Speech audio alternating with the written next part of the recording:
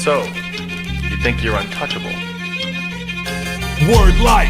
This is basic thugonomics. This is basic thugonomics. Word life. I'm untouchable, but I'm forcing you to feel me. Word life. This is basic thugonomics. Word life. I'm untouchable, but I'm forcing you to feel me.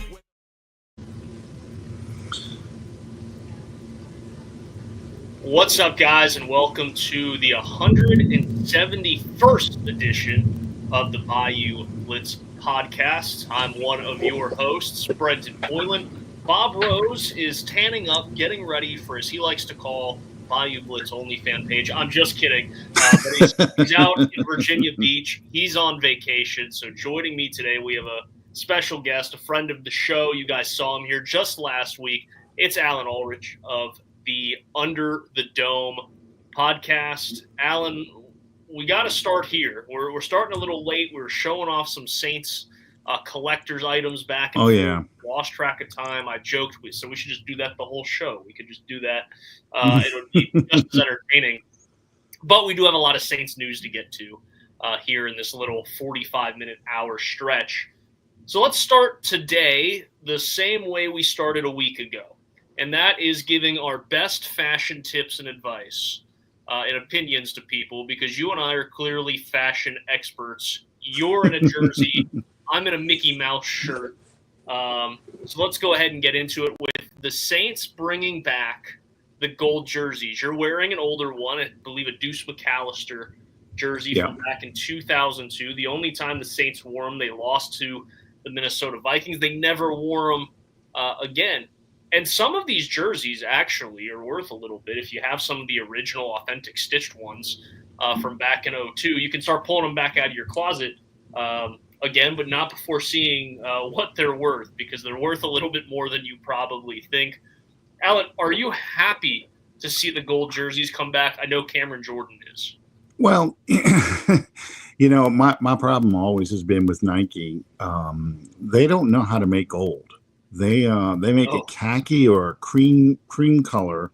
It's not this gold. This is a Reebok jersey, so you know. But they don't make it a true gold, and it doesn't really match the helmet. So I think my biggest complaint about it is it looks like a khaki jersey. It doesn't look like gold. But that it, you know, it's like the pants. The pants are the same way. I actually miss the old Champion and Puma stuff they wore prior to signing like a league-wide jersey contract. You know, teams used to in the 90s, they had independent deals with their own companies. I think the 49ers used Wilson, the Saints used Champion. Starter was out there for a lot of teams. You know, so depending on who made it, is how good the thing looked, you know, and then they went to one contract first with Reebok and now with Nike. So yeah, that's my only complaint about the gold jerseys is it's not a true gold. Now they're going to wear it with the black pants and they're going to also wear the black helmets that that Sean Payton came up with. So it's that racing stripe more so than the, you know, kind of reverse color Saints helmet, traditional Saints helmet. So that's actually a good thing. I'd rather those black helmets with the gold jerseys and the black pants than with the color rush stuff. Oh yeah, it looks a lot better that way. And I think honestly that's what a lot of us felt when the black helmets were released in 2022. We're saying, well, that would look really good either on all black or with a gold jersey and this and that. But I want to touch on your point real quick about gold and it being weird. So you see the gold that is in your jersey. People can bring their eyes to my side of the screen. This is a Delvin Pro, and this is a Nike jersey from the 15-16 season. Yeah. That's a different gold than what you're wearing. And then I just showed this to you on screen before we went live, this being a Jimmy Graham signed rookie card. That gold from the piece of jersey from 2010, 2011 is a different gold. Everybody's got a different gold. I don't dislike the jerseys. I'm very happy they came back. Jerry throws in the comments he had a gold Joe Johnson from 2002. You got the Deuce McAllister, yeah. I have an Aaron Brooks in the closet somewhere that I need to dig out. I'm happy they're back. I'm happy they found a creative way to continue with the black helmet, because I didn't think the black helmet was bad. I thought the black helmet was bad. They clashed a lot. So it's nice to see them do that and then come out with this white helmet a week or so ago to go with those color rush jerseys. I'm happy with it. I'm sure it'll sell very well, not just online, but in the team stores and within the stadium as well. And especially if they start winning in it. Well, I'm sure it'll sell well, and I'm sure it'll become more popular. But this is something Saints fans and people in New Orleans have been asking for a long time, I think.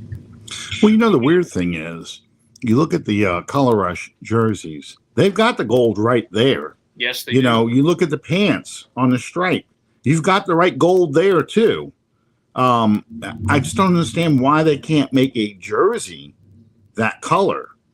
You're not competing with anything else. You're putting black numbers on it.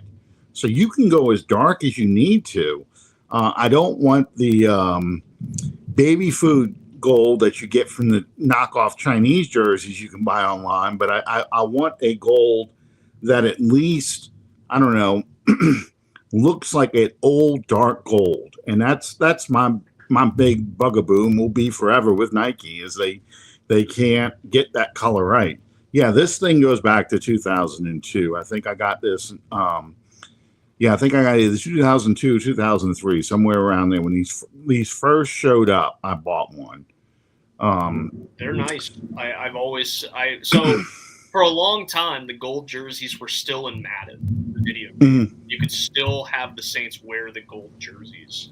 And I think as a kid, I did that more than anything else, as I threw the gold jerseys on. Yeah. And then you were able to select the throwback black helmets as well. So you'd end up coming up with your own creation, jersey combos, Madden jersey combos. And so I think, I guess the Saints brass had hacked into me playing Madden as a kid and all the data, and we're like, that's good. We should do that. But no, I'm happy for them. Hopefully, majority of Who Dat Nation's also excited for them.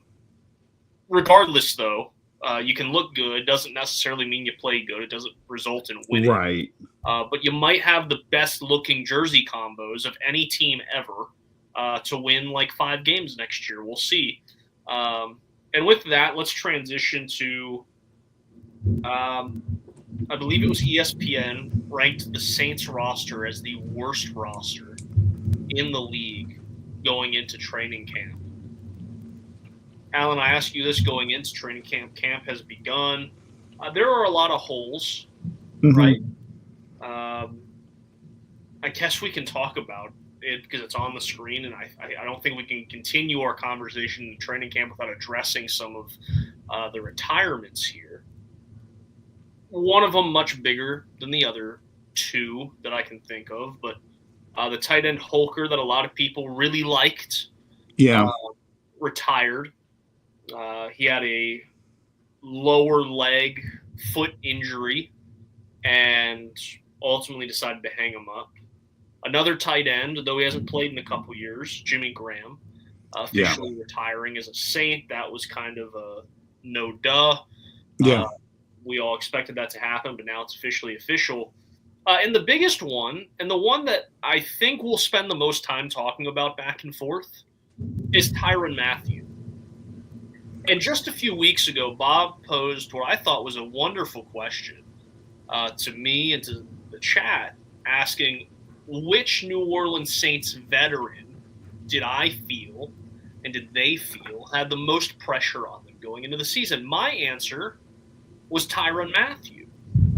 And the reason I said that was moving pieces in the secondary, right? New faces with Reed. Kool-Aid McKinstry is expected to make this big leap. Do we really know what Alontae Taylor is? I felt like a lot was going to be on his shoulders from a vocal leader standpoint, and also to still prove he had some gas in the tank. And then all of a sudden, kind of surprisingly, a little out of nowhere, Tyrann Mathieu announces his retirement. So, Al, what was your initial reaction to hearing that the Honey Badger, a Louisiana sports legend, is hanging him up? Well, it was surprising, obviously. Now, clearly, the Saints have been aware that he's been thinking about this for a while. And I posted on X, I think yesterday afternoon after he announced it, I said, listen, those 6 weeks from the end of the mandatory minicamp until the start of training camp, that gives players a lot of time to think about, 17 games is a long season. You're now going to be doing football from late July until middle of January at least. If you don't make the postseason, at least you're into the second weekend of January. That's a long time. And you start thinking, do I really want to put my body through this again? And the older you get, the more those aches and pains hang around. I think it might have been the bus, Jerome Bettis, who said, when you're a rookie, your first couple of years in the league, you get beat up pretty good. You hurt Sunday, you hurt a little bit Monday morning. By Tuesday, you feel like I'm feeling better. I'm not as bruised up. I'm not as beat up. So Wednesday, Thursday come around, you start feeling fine. So by Sunday, you're good to go. Well, now you're 5 and 6 years into the league. That's carrying you into Thursday. You're still not feeling 100%. And then when you're in your 12th year, like Matthew, the Honey Badgers is, you're warming up Sunday thinking, man, my tailbone still hurts or my elbow still hurts. I got to protect it as best I can. They can wrap it good, but yeah, the first hit, I'm going to feel it. So, and I think that's kind of what happened with him. I know he just had a child, but I think he got to the point where he was just like, I can't just push my body through this anymore. I can't tough it out. Hits, I was bouncing up off the ground and getting right back into it, are now keeping me out for some plays, making me miss some practices, that kind of stuff. So I know a lot of people are like, well, it just shows you, how bad this Saints roster is. He's like, we're not going to win anything anyway. So I don't believe that's the kind of person he is. I don't think he is the kind of person that's like, well, you know what? I'm out of here. We're not winning. He's already got a Super Bowl ring. He's already won championships. He's done everything he's ever wanted to do in his career. This is the opportunity to play in front of friends and family every week as a New Orleans Saint, playing for a team that he watched growing up. So that's what was keeping him going. Plus the locker room. He liked the people in the locker room. He spoke highly of Kellen Moore and that coaching staff. He liked those people. So I think the decision to retire was more based on his ability to, am I still a good enough player to withstand? Is it raining that bad over by you? Or is that me? It's you. That's me? Thundering? No. Wow. They said it was supposed to come down, so that's why I was wondering if it was you. But yeah, they said he was he was in a very positive mindset, but I think it's just the years have physically taken its toll on him. And at 5'10", 190 pounds soaking wet, it's tough to really, take those hits. I think the biggest loss that we're going to have, though, with him isn't his presence on the field, although that's considerable. I think the biggest loss is going to be in that locker room in organizing that secondary. Absolutely. That's what concerns me the most, because who are your leaders on this team? Cam Jordan, Demario Davis, and Alvin Kamara. Alvin's 29, but the other two are over 30. Cam is, I think, 35, and DeMario is like right behind him. And I don't know who the new leaders are going to be in this locker room. And with a secondary with a lot of question marks, now Jordan Reed is an outstanding player, and I think he could probably step in as a leader. But with the question marks you have, who's going to play the opposite side of Kool-Aid McKinstry? Is it going to be Alontae Taylor? Is it going to be Isaac Yiadom? Are they going to sign somebody? I think that's really not having Matthew back there to organize and keep these people together. I think that's going to be where the issue is. Yeah, and I think that's why I said that he had the most pressure on him of any of the veterans on this team. That was solely going to be his responsibility. And remember, you're also moving from a coaching staff that was very defensive-minded, coaching staff that's very offensive-minded. So being able to lean on a guy and lead on some veteran leadership on all three levels defensively, from the line to the linebackers to the secondary, in Jordan, Demario Davis, and then Tyrann Mathieu, I thought was going to be important. You say more so retirement because the body, I think that's part of it. We can speculate. At the end of the day, only Tyrann Mathieu knows why Tyrann Mathieu retired. But you brought up a good point in that he just became a father not that long ago. And I do think that has a big part of it as well. Guys, we have another very special guest joining the show. He just popped into the queue, so please give a raging applause for podcaster, journalist, and OnlyFans model Bob Rose. We give him a round of applause here. So, Bob, I didn't expect to see you today, but you're here. You can't even take a week off, man. Come on. You're supposed to be on vacation. You're supposed to be soaking up the sun, enjoying yourself. But that just means Bob loves us so much. He couldn't go a whole week without seeing us. Well, yeah, I really do. It's an addiction. And you said OnlyFans model, and that's OnlyFans, Bayou Blitz OnlyFans model. I figured that was my cue to jump on since it was dark behind me. Hope everybody is show doing off how sunburned you are. I'll step inside in a second. You'll see. Well, Bob, we were just talking Tyrann Mathieu and the retirement, and ironically enough, you and I spoke about this a few weeks ago. I called Tyrann Mathieu the veteran with the most pressure on his shoulders this season because of how much of the organization the defensive backfield was going to be on his shoulders, bringing in some new faces and Reed, potentially a big jump and a big step in the career of Kool-Aid McKinstry, trying to figure out who is or what is Alontae Taylor. We did that with Taysom Hill for so many years. I think we're kind of there with Alontae Taylor too. Is he a nickel? Is he an outside corner? Is he a roamer? Like what is he at this point? And I thought Tyrann Mathieu at least gave you some stability and leadership on the back end. He now retires somewhat, probably because of his age, somewhat because when you become a father, I hear at least that, priorities change. And so with that, the Saints do bring somebody in. Blackman from the Colts comes in on a one-year deal. But this really shakes up the secondary, doesn't it, Bob? On paper it does.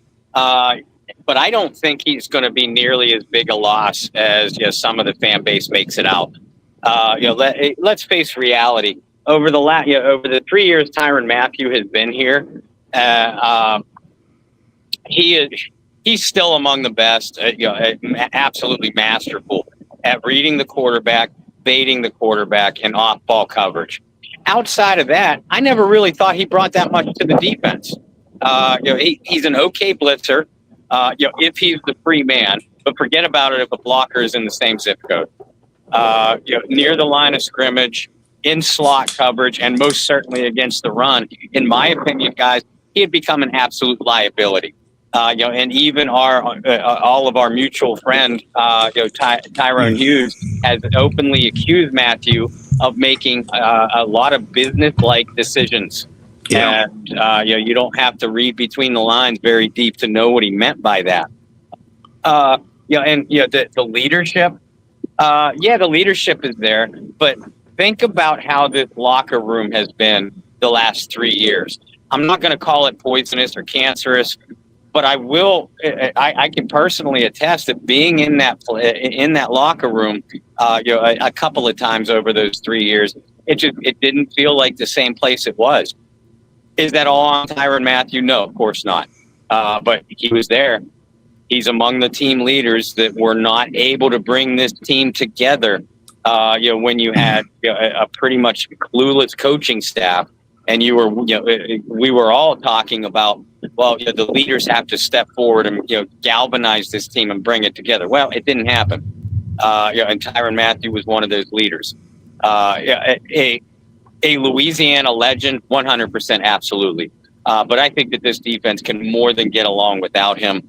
And honestly, I think that this opens the door for Alontae Taylor in more of a safety role. I know the safety that they signed last night. He's going to be a nice addition. I know the team is extremely high on Jonas Sanker, their third-round draft choice.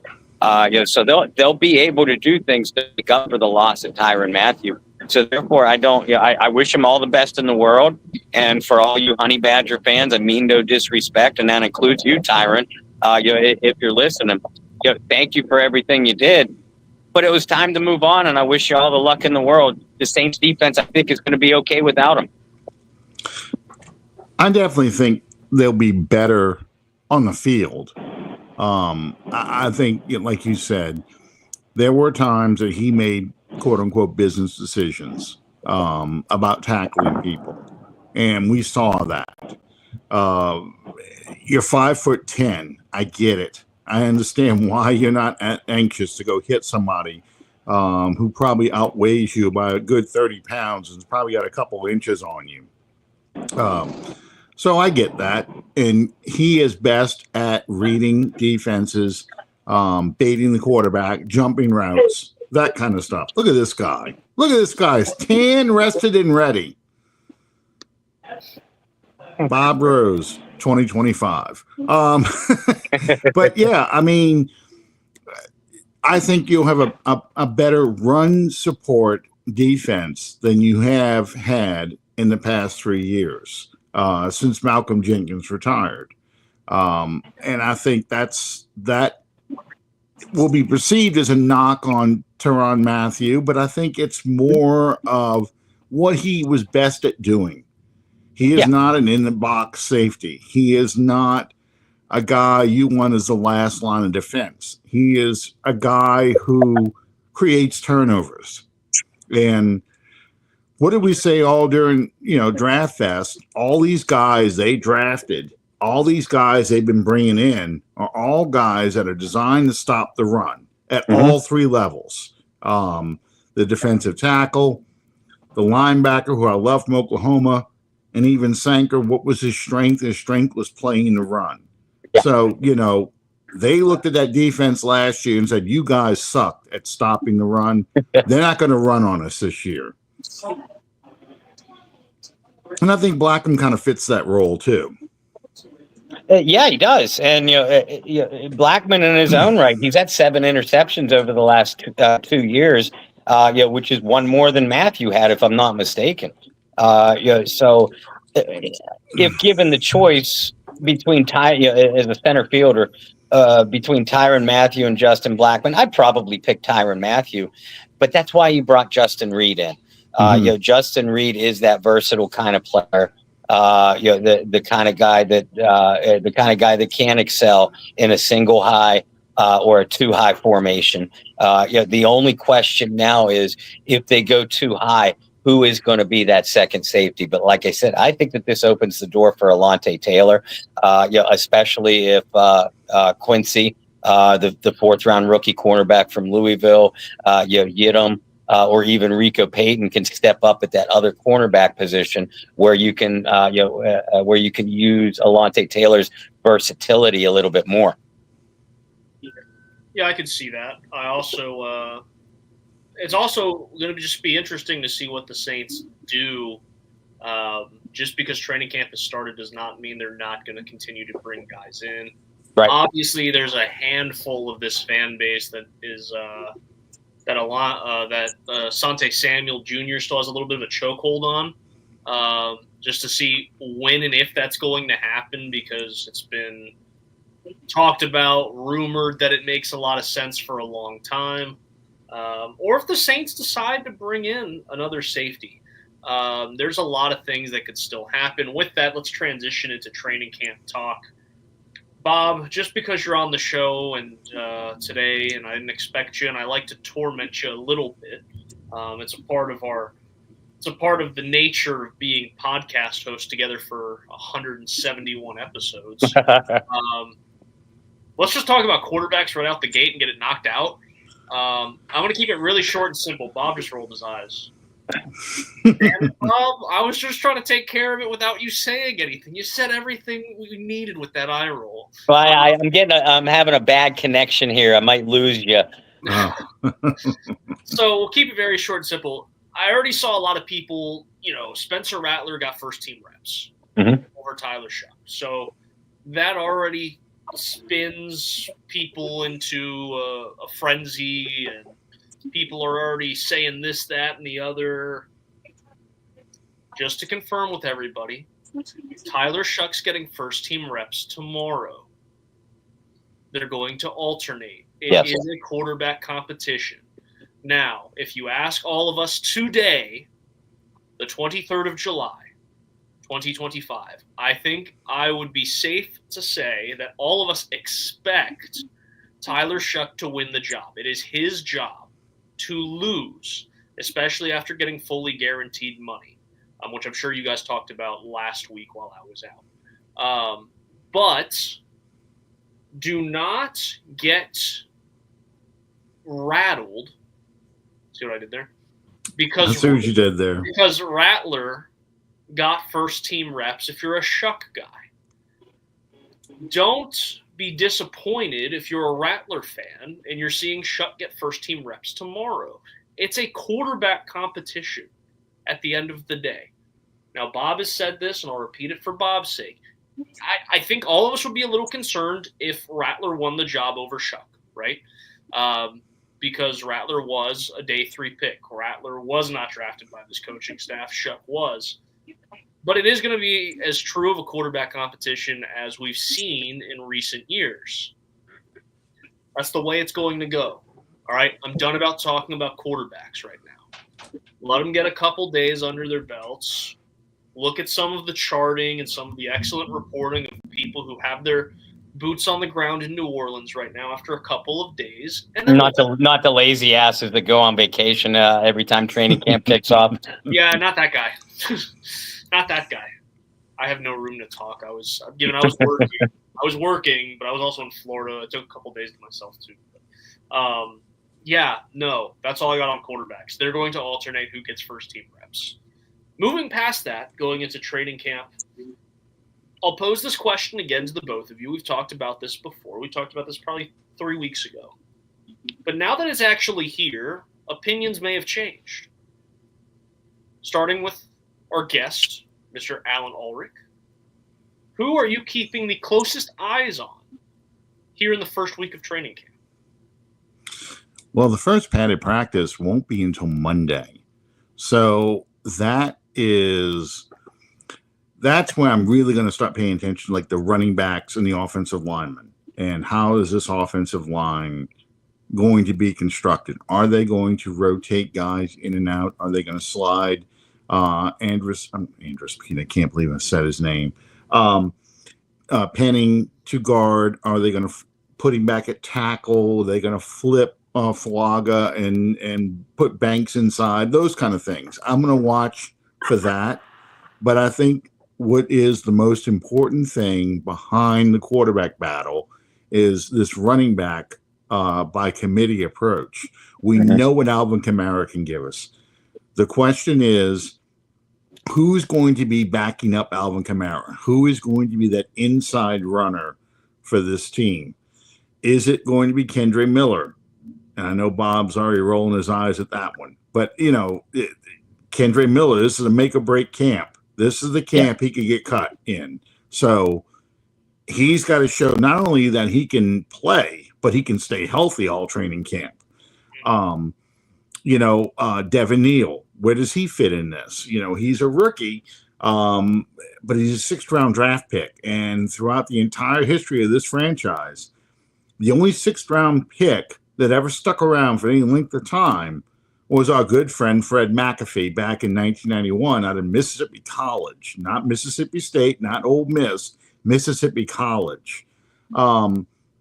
So I'm really curious to see what happens with that. And the offensive line goes right behind that because any running back that's back there can only be as good as their offensive line in front of them. Yep. So those are the two battles I'm watching the most this training camp, behind the quarterback, obviously.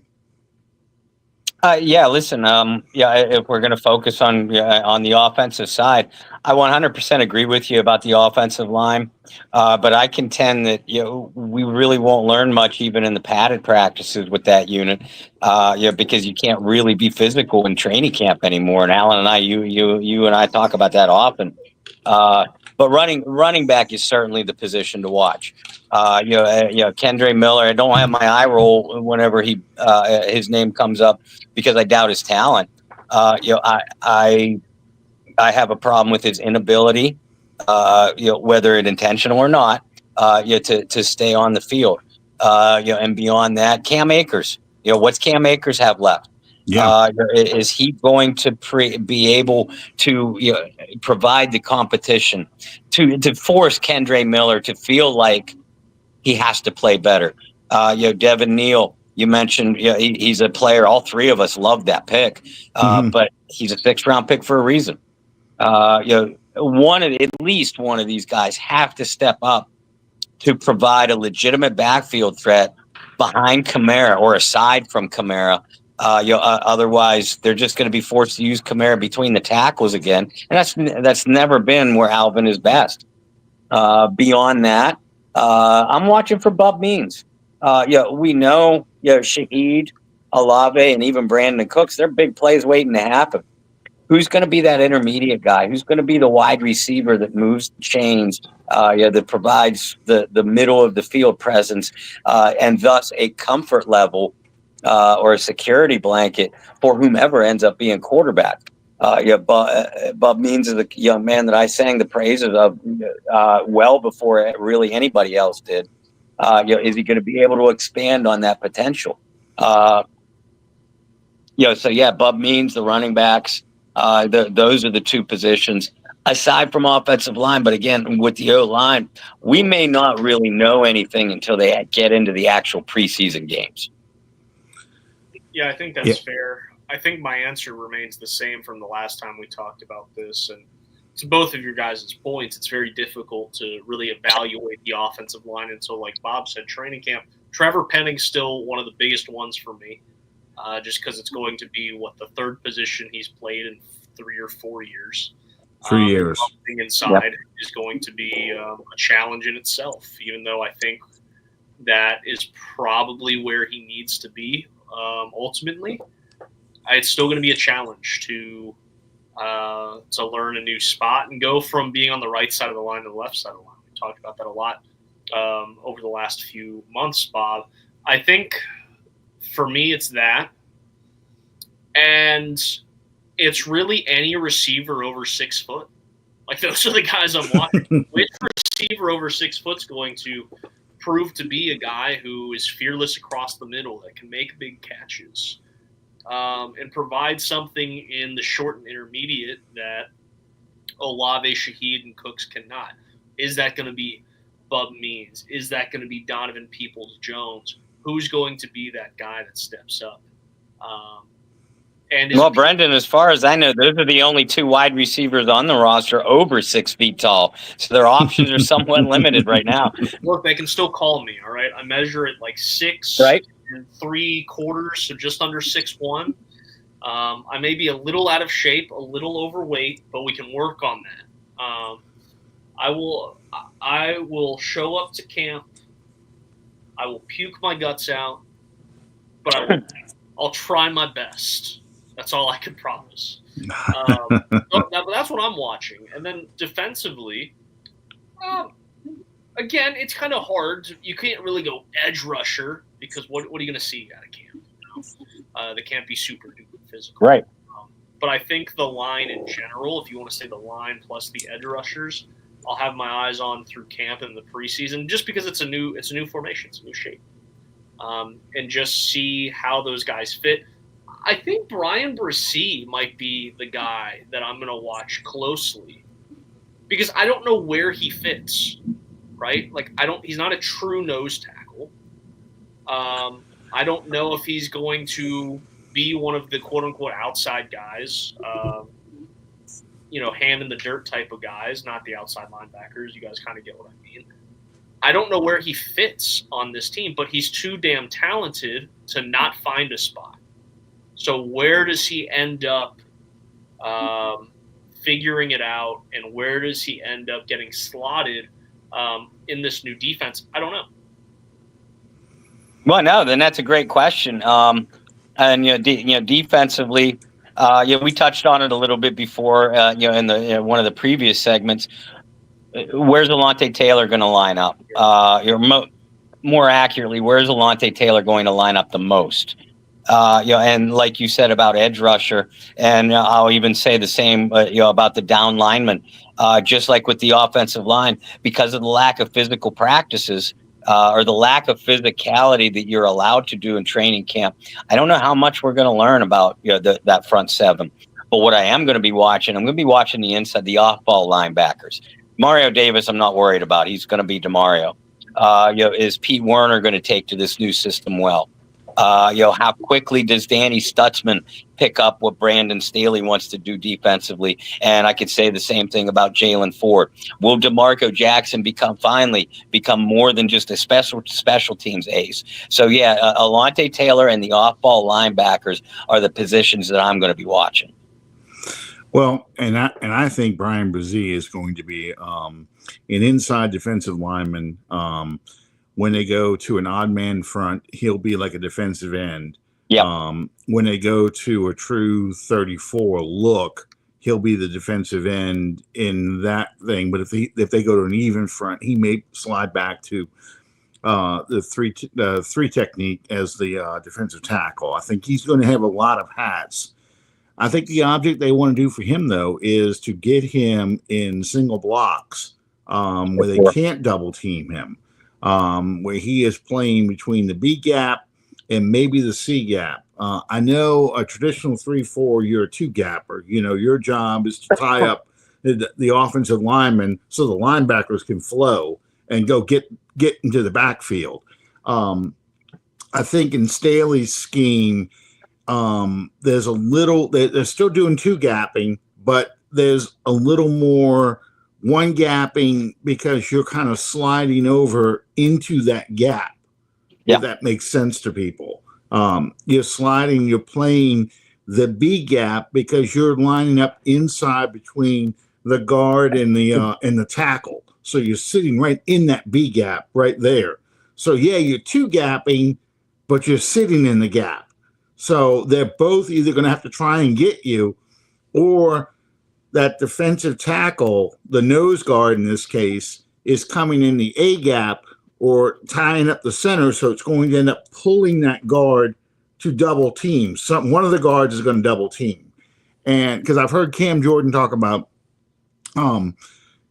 how he's looking forward to Brzee having one-on-one blocking and how good he'll be with just dealing with one-on-one blocking.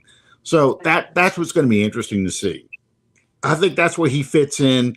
I think he's going to fit in a lot better than a lot of these guys that are coming over from Dennis Allen's scheme. I think so too. His 4-3 scheme. So it's the edge rushers I'm concerned about. Stand-up guys, you got to be explosive off the ball. I think Chase Young is explosive. I don't know about Granderson as a stand-up edge rusher. I don't know if that's going to work. And then we're not even talking about the kid from Notre Dame, because I don't even know if he makes it out of camp, honestly. I don't, and it's so frustrating because this guy should be a top edge rusher. This is a defense designed for him. Yeah. And here we are. We've just named the top 3 picks of 2022's draft. Is it 2020? I think it's 2022 or 2023. I think it's 23. 23? Yeah. So Kendra Miller. I just drew a blank on the poor guy's name now. Yeah. Foskey, Isaiah Foskey, and Miller. Yeah. Yeah. The top 3 picks of that draft class. Those are guys we're going to be worried about. Those are one guy we're pretty sure is going to be good. The other 2, we don't even know if they're going to make the team. Yeah. And that's why, going back to the original point you made, Brendan, why so many of these people are down on the Saints roster. Who are all the guys that we're concerned about? They're all guys that we have drafted since 2020. And we got to see if they're going to have an impact on this team or not. Yeah.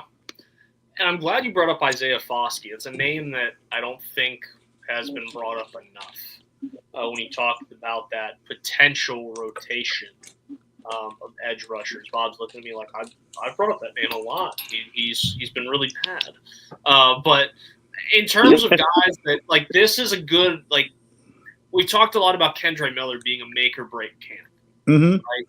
But this is a make or break camp for Foskey, and you said it best, Alan, is this scheme probably fits him better than the previous scheme. And for him, it's like, at least with Kendre, we've seen flashes. Now, it might be only a game or 2 a year, but we've seen flashes of what he can be. Foskey, you know what? I'll do it. I'll pull up Isaiah Foskey's game log. But we haven't seen anything out of him. Now, some of that's because he hasn't been active. And some of that, actually, a lot of that falls on him because a lot of it's been healthy scratches. Yeah. It's not like he's been a guy where it's like, oh, he just hasn't played because he's been hurt. Like, the games that he has been available, it's like, well, he's a healthy scratch. So, technically, for being technical here, technically he was available for every game last year. Yeah. Technically. I'd have to see how many snaps he actually played. But you're talking about a guy who's got 25 tackles in 2 years and has yet to record an NFL sack. Forget sack. He doesn't even have an official pressure. And this is what I have written about when it comes to Foskey. This is an edge rusher / defensive end spot that has a combined 33 sacks in the last 2 years. The whole position. That's a concerning number in and of itself. And for Foskey to not make an impact at all at a position that hasn't made an impact at all, that's a red flag concern. And I agree with Alan. Not only is this considered make or break for him, there's forget roster bubble. If I were to list, quote unquote surprise cuts, it wouldn't be a surprise to me. Obviously, not Alan either. But I would list Foskey as the surprise cuts are the guys that you talk about. Former first round, former second round, or formerly high paid contract. Foskey falls into the former. Former first or second round pick. That's already on the cusp of being out of the league. And not even his third year in the NFL. And the thing that hangs over this whole franchise is the Zach Bond issue. Yes. Zach Bond is a guy that didn't fit the scheme, didn't produce, and for whatever reason, just did not work with the Saints. And they tried putting him in positions, and he just wasn't the kind of player that he ended up being in Philadelphia. Granted, he's got more talent around him, but he still was a great player making plays with that talent around him. Mhm. So there is a part of me that's going, well, is this going to be another Zach Bond thing? Is this going to be something that now that Dennis Allen and his coaches are gone with a new coaching staff, they're going to see something that's going to turn the light on for him, and he is going to be the player that we thought we were getting from Notre Dame? But man, that's a huge leap. I mean, that if Foskey would have turned out, and Zach Baum was like a freak of nature, that only happens. I can't even calculate the odds on that. You know, that somebody goes from being what teams are like, this guy is a bust, we got to get rid of him, and then he goes to another team, becomes an all-pro. That's just not normal. I just want Foskey to show up and be a player. We're like, okay, now I see what we got with him. Now I see why we drafted him. There's something there. That's all he's got to do. That's not a very high bar for him to reach. And I think if you hate Dennis Allen, if you hated this coaching staff they had before, you want Foskey to do that, because that would be the final nail in the coffin of Dennis Allen. And if you hate Mickey Loomis, even, you're the final nail in his coffin, telling, see, this is why you were so stupid to hire this man to be head coach, because he's ruined talent. We sent Bond off to a team that doesn't need another talented player. And we might have done the same thing with Foskey if we would have kept him another year. He was holding this man down. I don't think that's going to happen, but I'm just throwing that out there.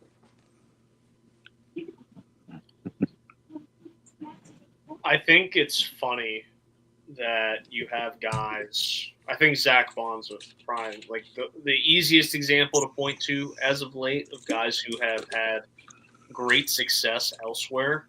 But I always find that to be a very funny argument in any sport from any fan base when they go, but look, this guy was so good after he left. And it's like, well, guys, Bob, you and I like to say this a lot. This isn't Madden. Like, you don't get to just, like, drop a guy off and he's just perfect in whatever system he plays in because it's Madden, right? Like, Bond was good in Philly for a couple reasons. One, system fit him. Two, had opportunities. Three, they let him do what he's good at. They didn't go, hey, you did this in college, let's do the complete opposite of that and make you something right here in pros, right? All of those things. It's very circumstantial, right? We talk about this, and we do this for our draft-a-thon every year. And we talk about, oh, that's a great pick for this team, right? And why do we have those conclusions? Because you go, you know what? That makes a lot of sense for this player going to this system with this coaching staff with this and this. A lot of things have to fall in line. Going back to my original point with Isaiah Foskey, I don't think the 4-3 fit him as well as the 3-4 does. No. We'll see how it goes in camp. I think that this is a much better opportunity for him. But God, does he have to show something here in camp and in the preseason? Because if he doesn't, you're right, Bob. He's going to be a guy who was, a second-round pick that will likely get cut. And then you look back at that draft and you go, well, if Foskey gets cut, let's say Kendre Miller rolls an ankle and he gets cut. And you look back at that draft class and you go, damn. Real swing and a miss. And you know who was the 4th-round pick out of that draft class, right? Jake Haener. Who is not even in the quarterback battle. You started off talking about the quarterbacks alternating every other, day. Is Jake Haener going to start on Friday? I don't know.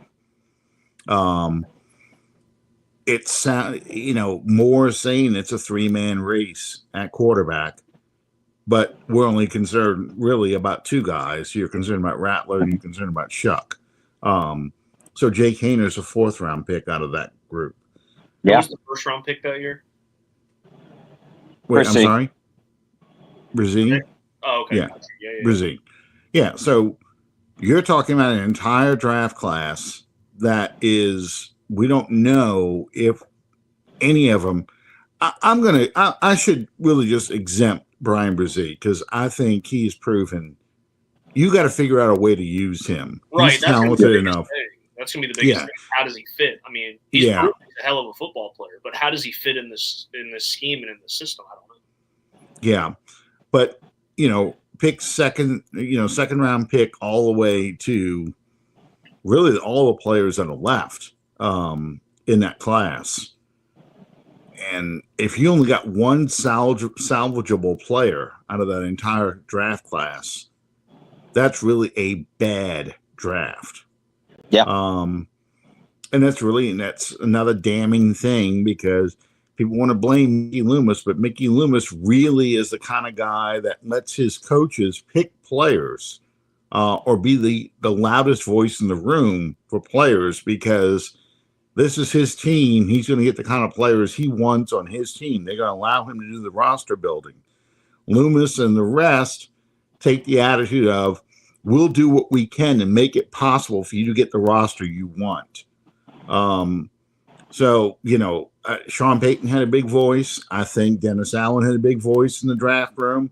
And I think this past draft class was Kellen Moore's voice. He's the one that said, I want Tyler Shuck.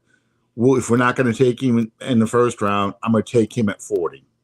Yeah. So, and that goes, like I said, goes back to the initial point that you were making earlier, Brendan. Why so many people are down on this roster. They're down on this roster because they look at these draft classes the Saints have had and going, I don't see any Pro Bowlers here. I don't see many guys even on other teams' rosters. I just don't see a lot of good players that you've picked since 2020. It's true. It's true. Yeah, and listen, what you said, Alan, about not only Mickey Loomis, but the ownership too. Taking a back seat, letting the coaches form their own team. That's not necessarily a bad thing. Because I'm always one for the Bill Parcells philosophy. If I'm going to cook the dinner, you better damn well let me shop for the groceries. So if I'm a coach, I absolutely want that say so. But what it is an indictment of, if you have coaches that either A, can't evaluate talent, or B, can't develop the talent, then you wind up in the position that you are in, which is a thin team that is only an injury or two on either side of the ball away from disaster. And that's what we saw play out last year. That's what we saw play out the last 3 years. As far as every single year, it feels like we're talking on both of our shows, not only this one, but Under the Dome on Tuesday nights. We're talking about, the Saints have a major hole at this position. The Saints have a major hole at this position. And you're naming like 5 different positions. And how the hell do you fill all that when you're limited on cap space, on spending money in free agency, and you only have so many draft picks to do it? And then you compound that problem by having poor drafts. That's the perfect storm that ends up sinking you to the bottom of the ocean. Absolutely. And, I had mentioned this back on Under the Dome. What was it? When we played the Packers last year. The Packers have had they had 11 draft picks in 2024. They have averaged anywhere from 10 to 12 draft picks every year. Mm-hmm. The Saints haven't picked 11 players since 1992, and that's when the draft was 12 rounds. So it's a philosophy. You're not drafting enough players. You're not trading down or acquiring more draft picks because you're constantly trading up to go get guys, burning future assets. So you've shrunken the margin of error you have from missing on picks, because now you're making the fewest picks. If you have only 5 picks and 2 of them hit and the other 3 are busts, that's terrible. You want to be the opposite. You want at least 3 picks to hit, and 2 of them better be all pros for that draft to be successful. Yeah. I got some homework for you, Bob. I want you to think about this for next week. which Saints draft class set this team back the furthest over the last 20 years? 20 years. Okay. Think about that. It's a good one, I think. But what draft class set the team back the furthest because they didn't hit in that class? Man, that's a great one. I can't wait for that topic. Yeah, that's going to be a good topic next week. I always think it's fun because nobody talks like the two things nobody talks about. Here's Brendan's rant of the week. The two things that no one ever talks about when we look back at franchises that didn't win championships or fell just short or were bad for a long stretch, nobody talks about, one, the draft classes. They'll just say, like, oh, they didn't hit. Or they'll go, oh, like this guy was drafted 52nd and he was an all-pro and this team at 11 passed on him. You're like, well, yeah, because he was 52nd, or whatever. Right? They'll talk about that, but they won't go, hey, like, here are actual comps in the area or, like, these guys that were available that they could have or whatever. Nobody digs really deep into full draft classes that set a team back. And then the second thing is no one re-explores draft day trades, and it drives me nuts, right? When you have a team that's like, for example, just because it's the biggest one maybe ever, like the Ricky Williams trade. Does anyone ever, like, go back and go, what did those picks become? Right? Everybody's like, oh, the Saints traded the entire draft. And you're like, yeah, that's great. But does anybody know what Washington actually used with those picks? No, because nobody ever throws the graphic up that way. So also think about that, is given the Saints have a terrible history of trading in the draft, especially the Mickey Loomis era. But go back and go, hey, when they traded up for Marcus Davenport, does anybody know what that other pick was used for? Does anybody know what the Saints really gave up? So shout out to whoever did it recently. I saw a tweet. I don't know who it is. Sorry. But someone actually did that for the Panthers trade to go up and get Bryce Young a couple years ago. And what those picks became for Chicago. And you look at it, you're like, holy crap. The Panthers gave up what? Mm-hmm. So it's things like that end up setting franchises back for multiple years. But no one revisits those things. We're revisiting it next week on the Bayou Blitz. That's fair. I'm going to tell you right now, on the Ricky Williams thing, half those picks went to Chicago as well. Yeah. Because the Redskins had traded some of those picks with Chicago to move up to get things. Clinton Portis was probably the best player they got. And they ended up, I'm sorry, it might have been Champ Bailey. Because it was Champ, and they got the offensive tackle Samuels out of it too. Yeah, and they traded Champ to Denver in exchange for Clinton Portis. But the Bears and the Redskins did very little with those picks because that draft class in general was a very weak class after you got out of the first round. And the Saints, because they only spent money on Ricky Williams, were able to use the money that they didn't spend on a draft classes before the salary cap for draft picks on free agents in 2001. And they were able to have, I think it was 10 or 11 players they brought in, including Norman Hand. But, Joe Horn, Norman Hand. I got a book behind me down here. We were doing this before the show. Brendan and I showing each other, kind of like the Jaws scene, showing scars. We're showing all these collectible stuff that we have over the years. And the Saints were able to go to the playoffs in 2000, won the division, all that, in large part because they had the money to spend on free agents to kind of stock that roster a little bit better. And Ricky Williams had a good year that year, too. Mm-hmm. That's also a trivia question. The only running back to have back-to-back 1,000 yards, the first running back, I should say, to have back-to-back 1,000-yard seasons was Ricky Williams in Saints history. Yeah, I mean, you and I revisited that a few weeks ago, excuse me. Yeah. So I mean, great topics for training camp filler. But obviously training camp battles and preseason preparation are going to be the name of the game on both of our shows. Listen, I'm gonna jump off of here before you guys do your wrap up. But yeah, Alan, thank you so much for filling in for me this week. No problem. You're filling in for me at the beach. I didn't get to go to the beach this summer. Just it too many things going on. Couldn't do a beach trip this year. We're gonna do one next year. Well, we're gonna try to rope both the Ulrichs and the Boylans, into the original Go Black and Gold Celebrity Charity Fan Cruise for 2026. Which by the way, didn't bring any of my readouts on the trip with me. But folks, check out Get Checked or Check Out. They and the founder Shireen DeWalt. Sponsors for I think it's last 14 years now. Get Checked or Check Out sponsors the original Go Black and Gold Celebrity Charity Fan Cruise.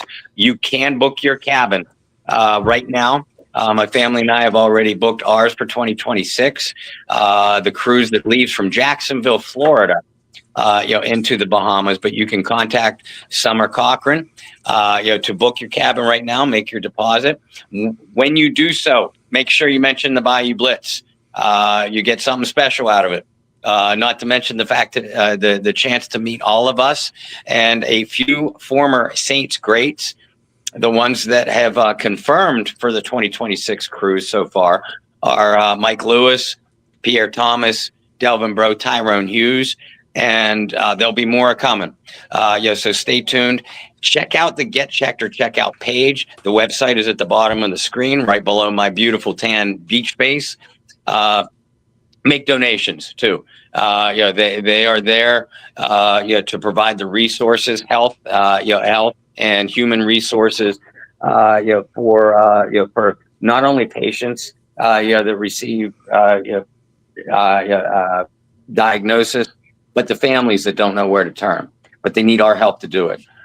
So please donate all the proceeds that come from booking your cabins on the cruise and also the cruise events. Also go to the Get Checked or Check Out. Again, I apologize for not having any of my readings, but check out that website. Check out the Bayou Blitz page, and all of our personal pages too, because we share the Get Checked or Check Out information. Or if you have any questions, email or text us as well, and we'll steer you in the right direction. But guys, thank you again so much for putting up with with my lack of presence this week, and for welcoming me into my own show. I feel like a special guest. There you go. I could have blocked you. I could have just let you sit there. Good to see you. Enjoy the beach. Enjoy your family. Take some time away from this thing, okay? I'm showing a phone for the listeners and not the viewers, but take some time away from it. Leave it at leave it wherever while you're out at the beach. Well, listen, for what it's worth, and I'm still posting 2 articles a day. But they're that number series and the players of the day. To my in my defense, I'm not writing any of those while I'm on the trip. I pre-wrote all of those before I left. Good. But then I leave, and you guys can't control the world from going all to hell. Jimmy Graham retires, Tyrann Mathieu retires, Dallin Halker retires. They signed 2 veterans, 2 veteran starters, and if I'm going to be able to go on vacation with peace of mind, you guys got to control the Saints world a little bit better while I'm gone. Hey, when man, you opened up with that statement, I thought we were going a completely different direction. Things related with some news that came out the last couple days, but we'll try our best with the Saints stuff. The other stuff I have literal no control over. Hey man, Malcolm Jamal Warner passed away. Right? Ozzy Osbourne passes away. I mean, there's a lot of stuff going on. Stephen Colbert gets canceled. All hell is breaking loose. That's right. Dogs and cats living together. Sound like Bill Murray from Stripes. But thank you again, guys. Listeners, viewers, be well. And like I said, check out that Get Checked or Check Out website. And as far as I know, right, guys, you'll have all 3 of us back at our regularly scheduled bat times and bat channels next week. Yep, we will all be here. Hey, I don't want to scare you, Bob, but next year is 5 years that Drew Brees has officially been retired. I know it. He is Hall of Fame eligible, Yeah. and we are already planning our trip to Canton for the Hall of Fame weekend. Oh, we'll be. My dad. So and I are that's something. too. Yeah, that's something that's going to be coming up this time next year. Yeah. Because I think the Hall of Fame game is next week. Next Usually, Thursday, usually or first next weekend of Friday? August. So Yeah. Yeah. So the Hall of Fame game, I think, is next week. And then that weekend is the presentation when the guys go up there and speak. So, and we plan on being there along with probably 10,000 other Saints fans.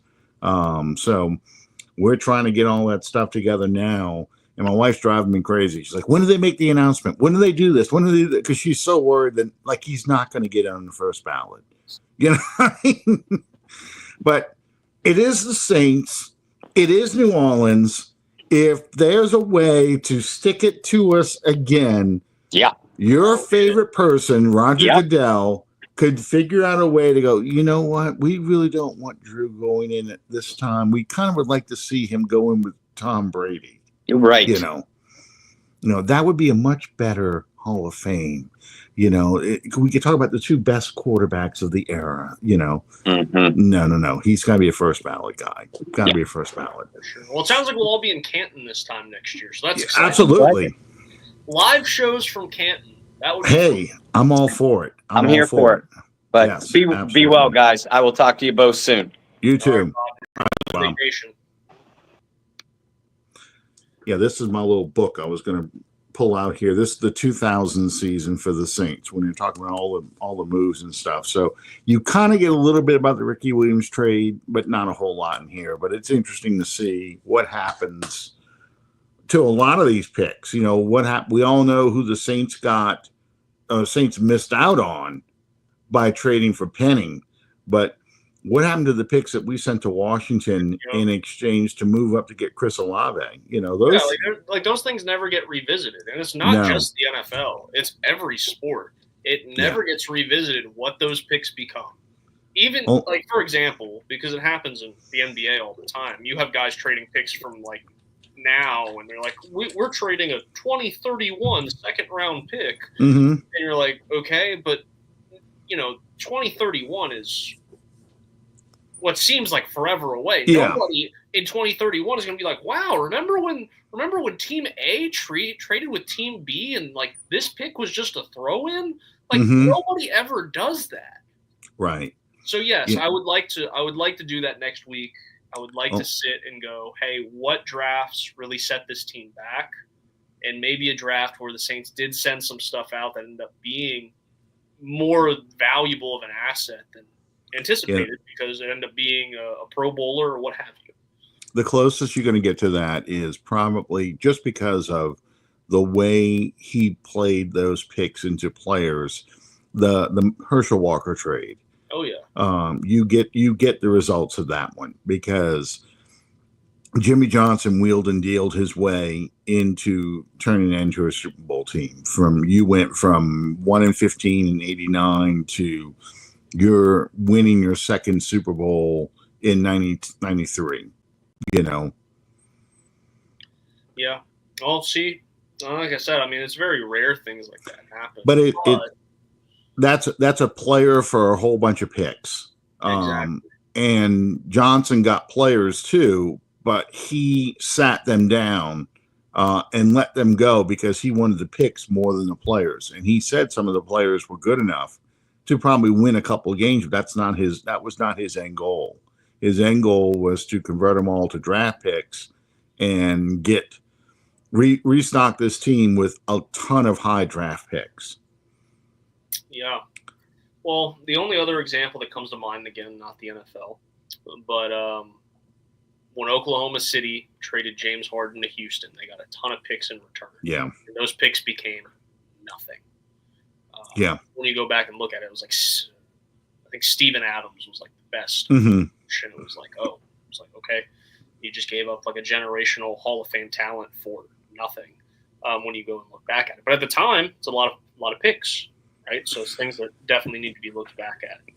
I think it's only when teams really one side benefits tremendously out of the trade that they go back and look at what they got for those guys. Oh, yeah. The Bears, they're waiting to see if these guys, you're going to rebuild a great roster out of these guys.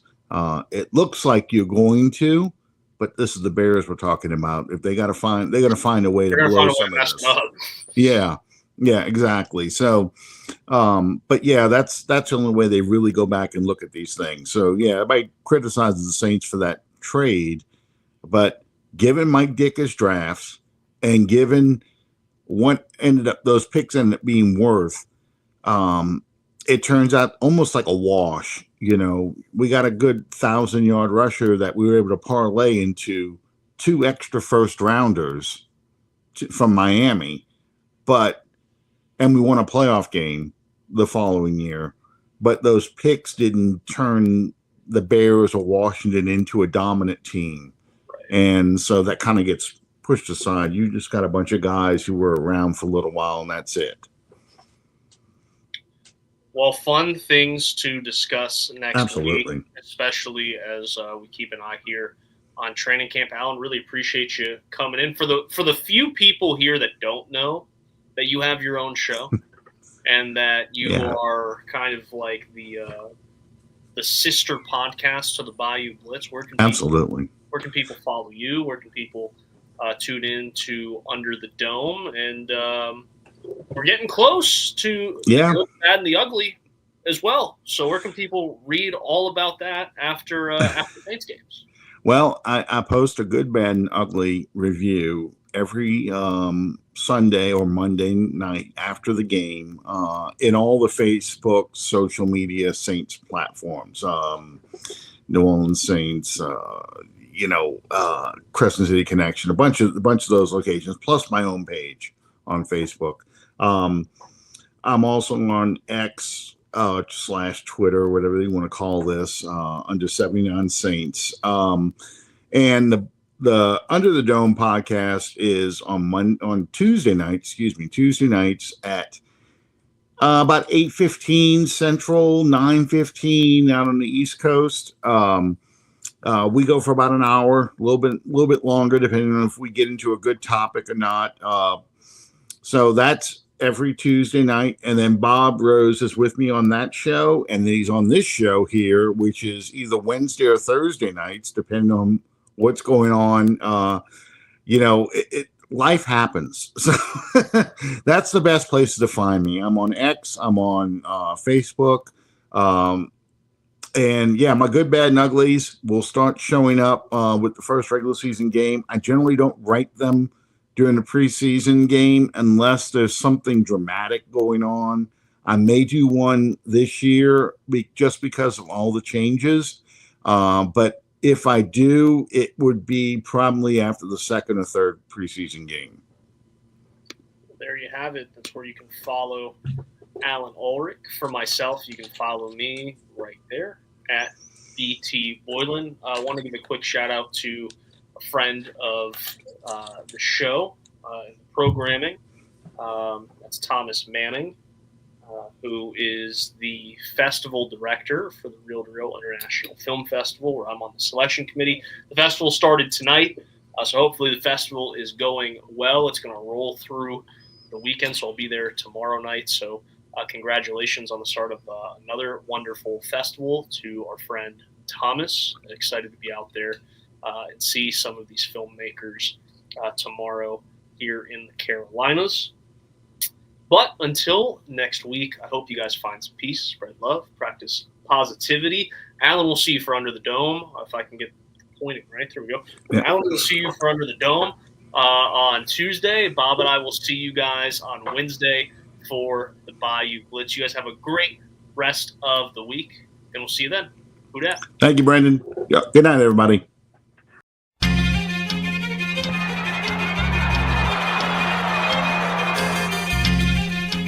So, you think you're untouchable? Word life. This is basic thugonomics. This is basic thugonomics. Word life. I'm untouchable. untouchable, but I'm forcing you to feel me. Word life. This is basic thugonomics. Word life. I'm untouchable, but I'm forcing you to feel me.